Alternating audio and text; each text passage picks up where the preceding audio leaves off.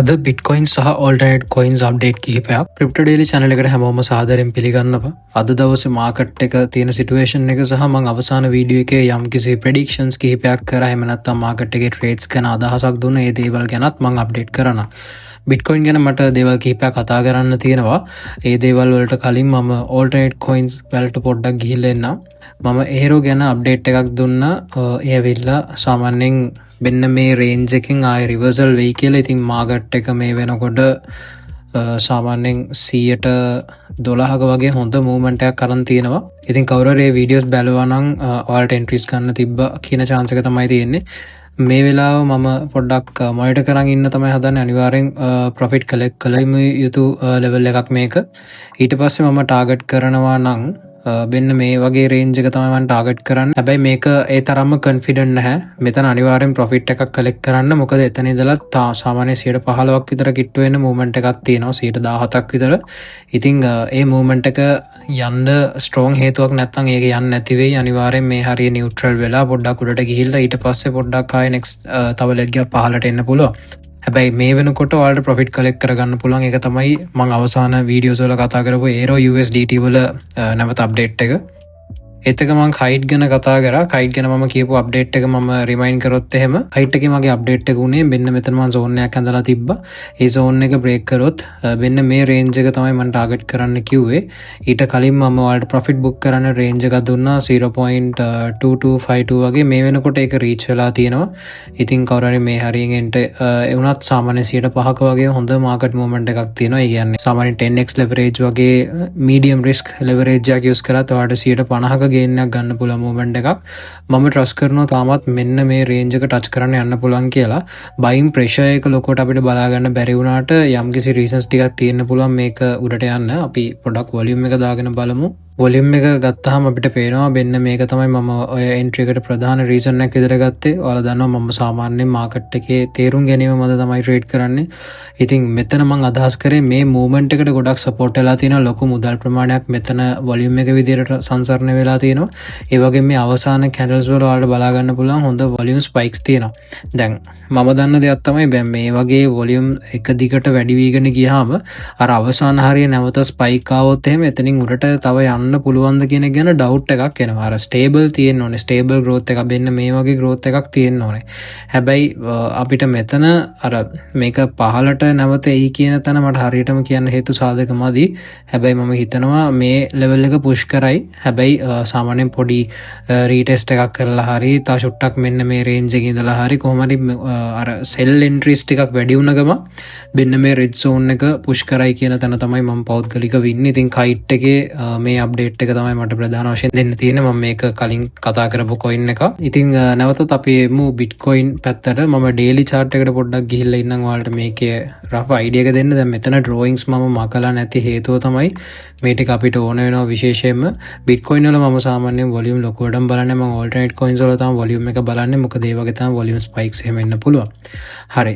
Bitcoin market එක අපි මුල්ම වීඩියෝස් වල කතා කරා වගේ මාසෙ මුල අපි වීඩියෝස් වල කතා කරපු විදිහට මාකට් එක දැනට බෑරිෂ් පැත්තට මූව් වෙන ගමන් කියලා ඔයාලටම පේනවා. ඉතින් ඔයාලට මතක ඇති මම මේ වගේ channel එකක් මේක ඇතුලේ ඇඳගත්තා. මොකද ඒවට රෙස්පෙක්ට් කරන්න ඉඩ කඩක් තියෙනවා කියන හේතුව මත. දැන් ඔයාලට පේනවා මේ වෙනකොට ඒක ඒ ලයින් එක උඩ හරියටම මේක බවුන්ස් වෙලා උඩට ගිහිල්ලා තියෙනවා. ඔයාලට පේනවා 4 hour time frame එකේ මේක textbook movements දීලා තියෙනවා. හරියටම මේ ලයින් එක උඩ. ඒ කියන්නේ මම ඇඳපු ලයින් එක උඩ ඒක ගිහිල්ලා වගේ එකක් මෙතන පෙන්නනවා. හැබැයි ඒක මේ වෙලාවේ සිද්ධ වුණා කියන්නේ ඒක අනිවාර්යෙන් වෙනවා කියලා එහෙම දෙයක් නෙමෙයි මම කියන්නේ. හැබැයි මෙතන මගේ next movement prediction එක තමයි මම තාම strongly ඉන්නේ මෙන්න මේ green zone එක පැත්තට ආයිද කියලා. දැන්ට පොඩි support එකක් පෙන්නනවා. අපිට නෑ කියන්න බෑ මේ මං හිතපු විදිහට මෙන්න මේ parallel channel එක සහ මේ green zone එක confluence වෙලා මෙතන පොඩි සපෝට් එකක් පෙන්නුම් කරන. හැබැයි මේ සපෝට් එක මේක උඩට ගෙනියන්න ඇතිද කියන තැන මට ප්‍රශ්නයක් තියෙනවා. ඒ නිසා මම විශ්වාස කරනවා මේක පොඩ්ඩක් තව පහළට එයි කියලා වෙන්න මේ රේන්ජස් වලට වගේ. එහෙම ආවොත් අපිට තව පොඩ්ඩක් පහළට මොනිටර් කරන් ඉන්න පුළුවන් හැකියාවකුත් තියෙනවා. ඉතින් රීසන්ස් ෆන්ඩමෙන්ටලි ලොකු රීසන්ස් නැහැ. හැබැයි අර ක්ලැරිටි ඇක්ට් එක වගේ පොසිටිව් පැත්තට ගියොත් මේක මේ රේන්ජ් එකට ඊසිලි යන්න පුළුවන්. මොකද ලොකු මූවමන්ට් එකක් යන්න නැහැ. ඒකට ඔයාලට වෙන සාමාන්‍ය 1.5% වගේ තමයි උඩට මූව් වෙන්න තියෙන්නේ. මං එක්ස්පෙක්ට් කරන මූව්මන්ට් එක මං කිව්ව විදිහට මේක තමයි මං එක්ස්පෙක්ට් කරන්නේ. සාමාන්‍ය මාකට් එක 3% වගේ තව කරෙක්ෂන් එකක් આવුත් ඒක හෙල්දි. එතකොට අපිට එතනින් එහාට මූව්මන්ට් එක ගැන අයිඩියා කරගන්න පුළුවන්. ගොඩක් කට්ටිය කියලා තියෙනවා දැන් අර අපි එක්ස්පෙක්ට් කරපු ලෙවල්ස් තියෙනවනේ. සාමාන්‍යයෙන් වෙන්න මේ 50s වල දැන් ඒ ලෙවල්ස් වලට එන්නේ නැති වෙයි කියන තැන තමයි එන්නේ. මොකද ගොඩක් කට්ටිය කියනවා මේක ඩිරෙක්ට්ලි උඩට යන්න පුළුවන් කියලා. මගේ අයිඩියා එක තමයි මම එහෙම කියන කට්ටිය වැරදි කියන්නේ නැහැ. මොකද එහෙම වෙන්න බැරි නැහැ. හැබැයි මම විශ්වාස කරනවා එහෙම පල්ලෙහාට තව ටිකක් ආවොත් හොඳයි කියලා. තව එක ලෙග් එකක් එන්න ඕනේ. මේ සෝන්ස් බ්‍රේක් කරලා පල්ලෙහාට වෙන්න මේක එහෙම ටච් කරොත් එහෙම මේක හුඟක් පොසිටිව් කියන තැන තමයි මම පර්සනලි ඉන්නේ බිට්කොයින් එකේ ලොන්ග් ටර්ම් රන් එකට. දැනට මාකට් එක යම් කිසි ස්ටැබිලිටි එකක් තියෙනවා. නිකමට බලන්න වෙන්න මේ මූව්මන්ට් එක ගත්තාම මේක එක දිගට අප් වෙච්ච ස්වභාවයක්නේ තියෙන්නේ. එතකොට ඊට සාපේක්ෂව වෙන්න මේ මූව්මන්ට් එකෙන් යම් කිසි කරෙක්ෂන් එකක් දීලා තියෙනවා. හැබැයි of course ඔයාලට පේනවා මේ මූව්මන්ට් එකට සාපේක්ෂව ප්‍රධාන මූව්මන්ට් එකට සාපේක්ෂව කරෙක්ෂන් තිබ්බට ඒක මදි. හරි මේ රේන්ජස් වලට එන්න ඕනේ. එහෙම ආවොත් තමයි මේක පර්ෆෙක්ට් කරෙක්ෂන් එකක් වෙන්නේ. ඉතින් අඩුම තරමේ මේ ග්‍රීන් සෝන් එක කඩාගෙන මෙන්න මේකට එයි කියන තැන මම පර්සනලි ඉන්නවා. ඉතින් බිට්කොයින් වල අර මම මුලින් හිටියානේ ස්ට්‍රෝන්ලි බෑරිෂ් කියලා මම වීඩියෝ එකේ කිව්වේ. මට දැන් මේ මොහොතේ එච්චරටම මේ ස්ට්‍රෝන්ලි බෑරිෂ් කියලා කියන්න බෑ. මොකද දැන්ට පොඩි කරෙක්ෂන් එකක් අරන් තියෙනවා. මාකට් එකේ මොන යම්මෝ කරෙක්ෂන් එකක් ගත්තොත් ඒක පොසිටිව් විදියට බලපාන්න පුළුවන් මාකට් එකේ ලොන්ග් රන් එකට. ඒ නිසා ස්ට්‍රෝන්ලි කියන්න බෑ. හැබැයි මාකට් එකට මම මේ වෙලාවේ ගියොත් ලොස් වෙන්න බලාගෙන හරි මම ගන්න බෑරිෂ් එන්ට්‍රීස් වෙන්න මේ හරිය ටාගට් කරලා. ඕක තමයි මට ප්‍රධාන වශයෙන් බිට්කොයින් ගැන කතා කරන්න තියෙන්නේ.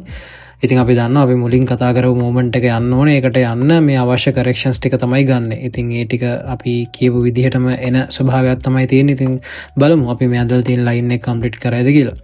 මෙතෙන්ට ආව කියන්නේ මම 100%ක් සක්සස්. මම සැටිස්ෆයිඩ් පැත්තෙන් උත් ඕකේ. එතකොට මාකට් කන්ඩිෂන්ස් අතෙන් ස්ටැබිලිටි අතෙන් හැම අතින්ම ඕකේ. හැබැයි ඒක ඊද කියලා මට සැකයක් ඩවුට් එකක් අනිවාර්යෙන් පැහැදිලිව තියෙනවා. කොන්ෆිඩන්ස් එක අඩුයි. හැබැයි එන්න ඕනේ. ඒක තමයි මගේ අයිඩියා එක. එහෙම නැත්තම් දැනට අපි වෙන්න මේ සෝන් එක බලන් ඉමු. ඒක ස්පෙෂලි ඒ සෝන් එක ටච් කරා කියන්නේ එතනත් යම් කිසි ස්ටැබිලිටි එකක් බිල්ඩ් කරනවා කියන එක. ඒ සෝන් එකට આવුත් හුඟක් වෙලාවට මම වෙන්න මේ channel එක remove කරනවා. ඊට පස්සේ අපිට එතනින් එහාට new structure එකකට යන්න පුළුවන්. ඒත් මොකද lows හැදෙනවනේ. මෙතන low එකක් හැදෙයි, මෙතන low එකක් හැදෙයි. ඊට සාපේක්ෂව පිටිපස්සේ history එකට ගියාම තව lows හැදෙනවා. එතකොට අපිට මේක තව angle කරලා වෙනම channel එකක් ගහන්න පුළුවන්. ඉතින් ඕක තමයි ප්‍රධාන වශයෙන් අපි බලාගෙන ඉන්න දේ. ඉතින් ඔයාලට තේරෙනවා වෙන්න මේ වගේ movement එකක් මේ කියලා කියන්න බැරි වුණාට වෙන්න මේ වගේ මූව්මන්ට් එකක්වත් නේද? අන්න ඒ දේ තමයි අපි ප්‍රධාන වශයෙන් ටාගට් කරන්නේ. වෙන්න මේ වගේ. හරි. රයිට්. අපි ටික මොනිටර් කරන් ඉමු. විශේෂ ඕල්ට් කොයින් එකක් නැහැ අද දවසේ කතා කරන මාකට් එක ඕවරෝල් ඩවුන් කියලා වලට මෙතනින් පේනවා. අද දවසේ මම ස්පෙෂල් කොයින්ස් මුකුත් කතා කරන්නේ. අපේ සිග්නල් ගෲප් එකේ මම සමහර කොයින්ස් ගැන අප්ඩේට් එකක් දානවා. මේ වෙනකොට එන්ට්‍රි එකක් දීලා තියෙනවා මේ කොයින් එක ගැන. ඔයාලට සිග්නල් ගෲප්ස් වලට ජොයින් වෙලා ඒ දේවල් ටික ගැන අයිඩියා කරගන්න පුළුවන්. ලයින් ඇඩ්මින් එකට මෙසේජ් එකක් දාන්න. ඔය ටික තමයි දවසේ කතා කරන්න තියෙන්නේ. එහෙනම් නැවතත් අලුත් වීඩියෝ එකකින් අපි ඉස්සරහට හම්බෙමු.